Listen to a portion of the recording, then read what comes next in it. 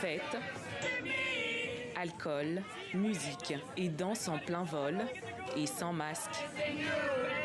Ces images d'une vingtaine d'influenceurs québécois déjantés dans un avion à destination de Cancun au Mexique ont fait le tour de la toile. Elles ont choqué les autorités canadiennes alors que le pays fait face à une vague de contamination au coronavirus. Quand les gens sont en train de faire des sacrifices, les gens ont réduit leur contact pendant le temps des fêtes, n'ont pas vu des êtres chers. Et quand il y a une gang de sans-dessin qui décide de partir comme des ostragos en vacances, c'est extrêmement frustrant. L'avion privatisé contenait 154 personnes et volait en direction du Mexique pour célébrer le Nouvel An. Une fête hors de contrôle qui a dégénéré. On va en faire plusieurs comme ça.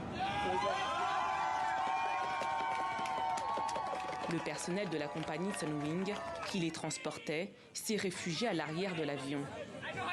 Sur Twitter, Air Transat, Air Canada et Sunwing ont annoncé mercredi leur refus de transporter les influenceurs pour le vol retour. Avec l'information que nous détenons à l'heure actuelle relative aux événements du vol de Sunwing et dans la mesure où nous pouvons identifier les passagers qui font partie du groupe concerné, Air Canada refuse l'embarquement afin d'assurer la sécurité des autres passagers et de notre personnel d'équipage. Après les festivités à Cancun, plusieurs influenceurs voulant rentrer au Canada ont tenté de se justifier.